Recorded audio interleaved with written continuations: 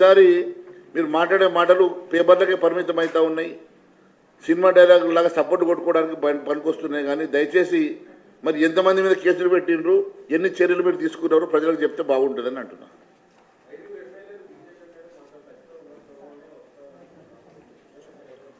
ఎవరన్నారు? ఈ గాయన విషయం కూడా నేను మాట్లాడితే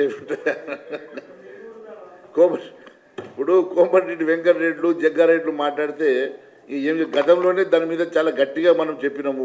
ప్రతిసారి మేము క్లారిఫికేషన్ ఇచ్చుకునేటువంటి అవసరం భారతీయ జనతా పార్టీకి లేదు. వాళ్ళు ఎంతమంది మాతో టచ్లో ఉన్నో చెప్పమనండి, సమయం వచ్చినప్పుడు చెప్తాం.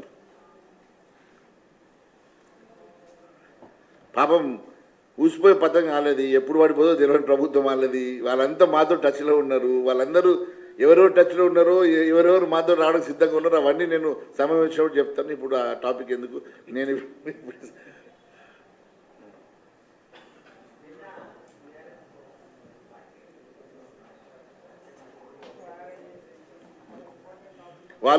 వాళ్ళు ఉన్నప్పుడు సొంపుగా ఉండి అని చెప్పి వీళ్ళు చేస్తున్నారా? గతంలో గట్లే ఉండదు, ఇప్పుడు గట్లే ఉన్నది. తేడా ఏమున్నదని చెప్పి ఏదో స్టంట్ చేస్తూ ఉంటాడు మా కేసీఆర్ గారు. Thank you. ఒక్క నిమిషం.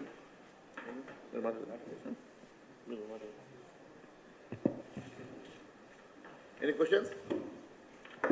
Thank you.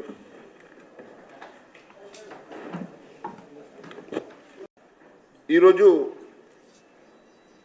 ఈ రాష్ట్ర ప్రభుత్వం అన్ని రంగాల్లో పూర్తిగా వైఫల్యమైన సంగతి మనం కళ్ళారా చూస్తున్నాం. అదే మాదిరిగా ఆహర్నిశలు కష్టపడి పంట పండించే రైతన్నలను సైతం మోసం చేస్తున్నటువంటి ప్రభుత్వం. గత ప్రభుత్వం కూడా ఇదే మాదిరి రైతులు గోసపుచ్చుకుందనే ఆ ప్రభుత్వాన్ని బుద్ధి చెప్పి గద్దె తీస్తే ఈరోజు పెరంలోకి వెళ్ళి పోయిన పడ్డట్లా ఈ ప్రభుత్వం అంతకు మించి రైతాంగం మీద అరాచకాలు చేస్తున్న సంగతి కళ్ళారా చూస్తున్నాం. గత 45 రోజుల నుంచి రైతులు పండించిన పంటని కళ్ళాలో పోసుకొని కళ్ళలో ఒత్తులు పెట్టుకొని ఎదురు చూస్తూ ఉంటే